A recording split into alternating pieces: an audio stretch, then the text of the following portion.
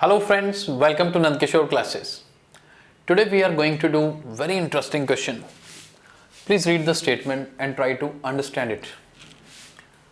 3 dops make a flop, 2 flops make a blop. How many dops are in 10 blops? First of all, read it carefully. We have 4 options.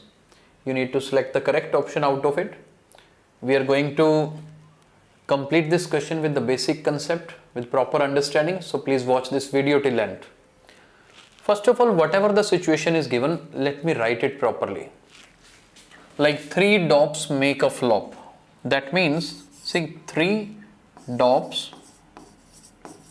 it is equal to 1 flop. Whatever is given, we need to write it. Then 2 flops. Okay, I am writing here. 2 flops makes a blob. That means it is making 1 blob.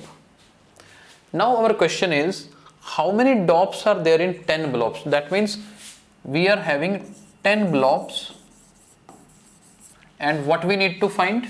We need to find the counting of dops which is in the starting position. Here I am creating a blank here, that this value I need to find.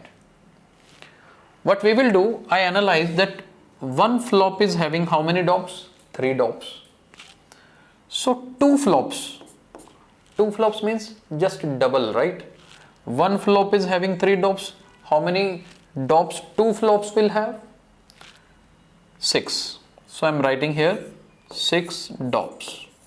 I hope it is clear. For 1 flop 3 dops were there.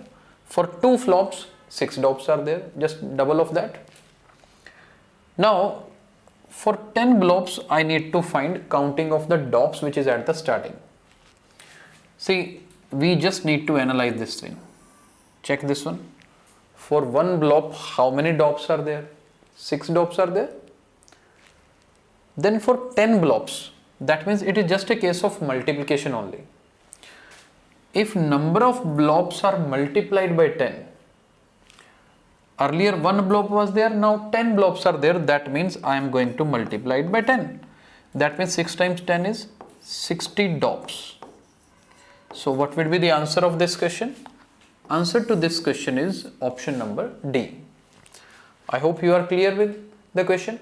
The only point is these words dop, flop, blob, it creates confusion when we attempt in exam.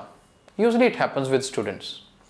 That is why I attempted it along with this way, writing it equal sign and creating a pattern here. It makes the question easier. I hope this concept is clear. Thank you so much for watching today's video.